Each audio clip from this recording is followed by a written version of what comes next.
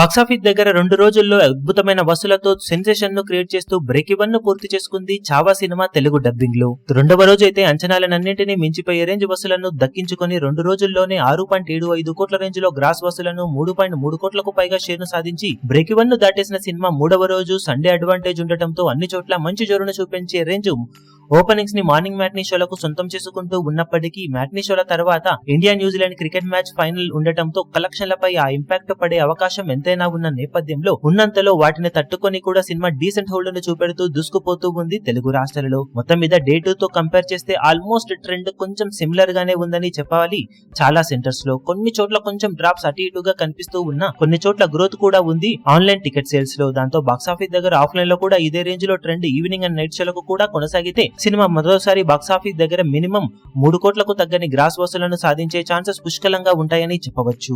Evening and night షోల trend ను బట్టి క్రికెట్ మ్యాచ్ ఇంపాక్ట్ ఎంత వరకు ఉంటుందనేది చూసి సినిమా ఎలాంటి వసూలను ఓవరాల్ గా మూడవ రోజు సాధిస్తుంది అన్నది చెప్పగలం. మొత్తం మీద చూసుకుంటే వీకెండ్ లో cinema double digit gross mark ను అందుకునే అవకాశం అయితే కొద్ది వరకు ఉందని చెప్పవచ్చు. ఈవినింగ్ అండ్ నైట్ షోల ట్రెండ్ ను బట్టి అది ఎంత వరకు కన్ఫర్మ్ అవుతుందనేది చెప్పగలం. మొత్తం మీద సినిమా డే ఎండ్ అయ్యే టైం కి ఎలాంటి రిపోర్ట్స్ ను ఎంతవరకు హోల్డ్ ను ఆన్లైన్ లో ఆఫ్లైన్ లో చూపించింది అన్న రిపోర్ట్ చూసి మరోసారి వీడియోలో కలెక్షన్ల వివరాలను అప్డేట్ చేస్తాం.